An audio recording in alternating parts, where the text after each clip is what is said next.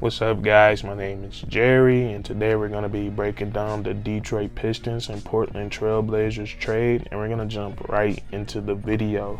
We look at the trade that just went down between the Detroit Pistons and the Portland Trail Blazers. The Detroit Pistons will be receiving a 2025 first-round pick alongside the 36 overall pick in this year's upcoming draft, and then the Portland Trail Blazers will be receiving Jeremy Grant and also the 46 overall pick in this year's upcoming draft.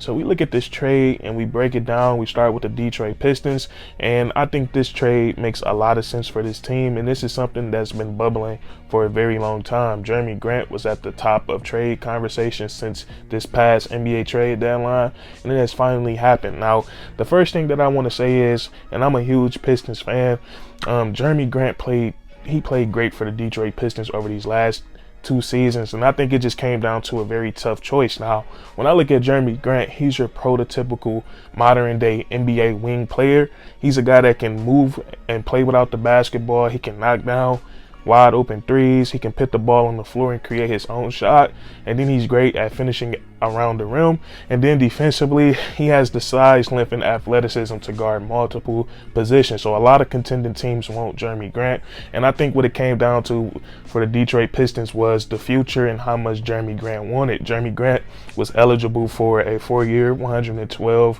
million extension, and I think that's something that Jeremy Grant wanted, and I think that's something he's going to try to work out with the Portland Trail Blazers. So the Detroit Pistons, they chose the future over Jeremy Grant, and this trade opens up a lot of different possibilities for the Detroit Pistons, and it makes them flexible. Now they have $43 million in cap space, and they can throw some money around at some younger free agents, guys like Jalen Brunson. Maybe they look at Miles Bridges, and the biggest target on the list is obviously DeAndre Ayton. So this gives the Detroit Pistons the flexibility to do that, or they can also look to add to their future even more. They already got another first-round pick out of the deal, a 2025 first-round pick. They can maybe look to add another first-round pick to the arsenal by taking on a bad contract with the cap space that they have. And I'm not the biggest fan of that, but my point is that now the Detroit Pistons, they have a lot of options. They still have the 5th pick in this upcoming draft, and then they have a ton of cap space. And I hate to see a player like Jeremy Grant leave, but like I said, when it comes to being an NBA executive, you have to make those tough decisions, and we're just going to have to trust Troy Weaver on that one. So that's the Detroit side of things, and I give them around an A- or a B+ for this trade. I like it. We look at the flip side of this trade and we break it down for the Portland Trail Blazers, and I think this was a great move by them.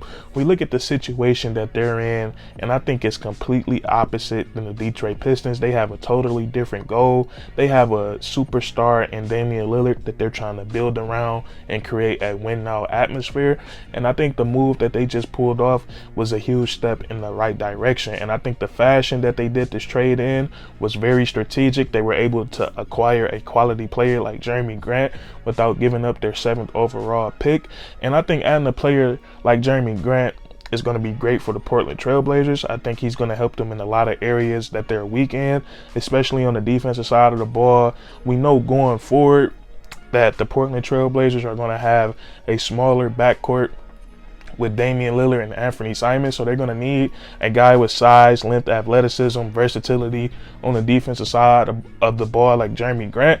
And then he's also going to help out offensively with guys like Anthony Simons and Damian Lillard, guys that's going to have the ball in their hands a lot. You're going to need some players that can play off the ball and play with the ball in their hands, and that's exactly what Jeremy Grant can do offensively. During his days with the Detroit Pistons, last season he averaged 20 points per game, and he's shown that he has the total package on the offensive side of the ball. He can hit, catch, and shoot threes. He can run the pick and roll and get open off the dribble for a 3-point shot. He can pull up in the mid-range. He can attack the basket with the basketball or without it, and he has some post game, so he can do a little bit of all on the offensive side of the ball, and I think he's going to fit well on this Portland Trail Blazers team.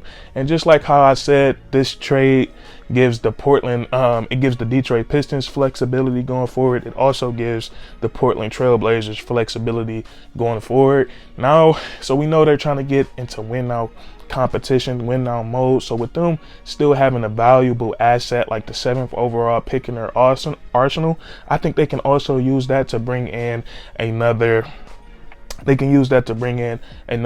another valuable piece to this team. Now, the Portland Trailblazers, I think by acquiring Jeremy Grant, they're in a position where they can use that 7th overall pick and look to draft a solid player, or they can look to move it. I think now with this move, they have the option to think about that, because the 7th overall pick for many teams, that's still a valuable piece. So now we're gonna see what the Portland Trailblazers do. This has happened before draft night.